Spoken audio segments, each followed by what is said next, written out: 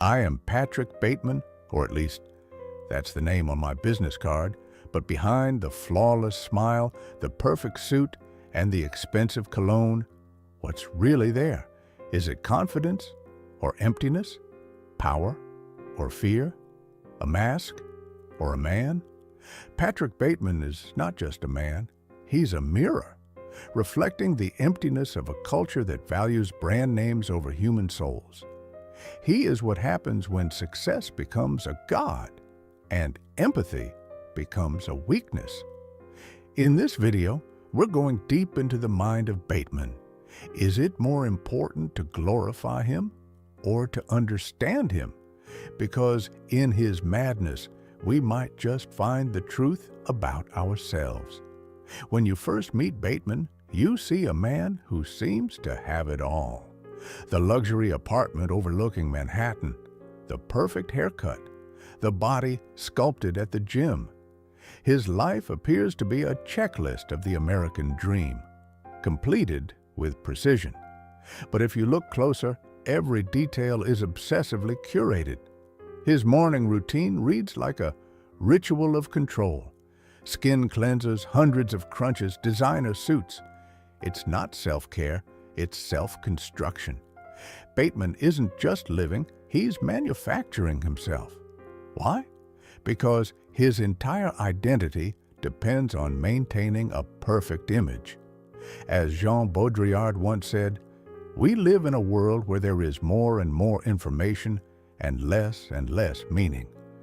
Bateman's life is full of information, labels, brands, prices, but devoid of meaning. Psychologically, Bateman shows traits of narcissistic personality disorder, grandiosity, a need for admiration, and a lack of empathy. But there's more. There's also the cold detachment of antisocial personality disorder, using others as objects, incapable of true connection. One of his most famous scenes is the business card moment. A group of men compare cards, and Bateman's confidence shatters when someone else's card is slightly better. It's absurd, and yet painfully familiar. How many of us have felt the sting of someone else's success overshadowing our own? From a philosophical perspective, Bateman is a child of postmodern capitalism. Nietzsche might say he is the embodiment of the will to power without any moral compass. Sartre would argue he's living in bad faith, denying his own freedom by hiding behind a role society has given him. But perhaps the most haunting idea comes from Camus, who wrote, "A man without ethics is a wild beast loosed upon this world." Bateman is that beast, dressed in Armani. The world around him enables this. In the 1980s, Wall Street culture, greed wasn't a flaw. It was a virtue. As Gordon Gekko famously said, greed is good. Status was currency. Appearances were reality. And in that reality, Bateman's hollow performance went unnoticed, even celebrated. Yet beneath the satire, there's a warning. Bateman's emptiness isn't unique to him. It's a reflection of a society that confuses appearance with worth. We might not own an apartment in Manhattan or wear Valentino suits, but we all perform in some way, on social media, in our jobs, even in our relationships.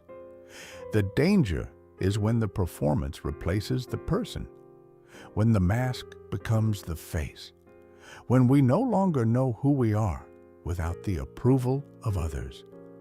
So, what do we do with Patrick Bateman? We don't need to glorify him, and we don't need to dismiss him entirely. Instead, we use him as a mirror to ask ourselves, where am I hiding behind a perfect image? Where am I sacrificing authenticity for acceptance? Because the scariest part of Patrick Bateman isn't what he does. It's how close he is to us. If there's one lesson to take away, it's this. Your worth is not in the brand you wear, the title you hold, or the perfection you project. It's in the humanity you choose to keep. And in a world obsessed with appearances, keeping that humanity might just be the most rebellious thing you can do.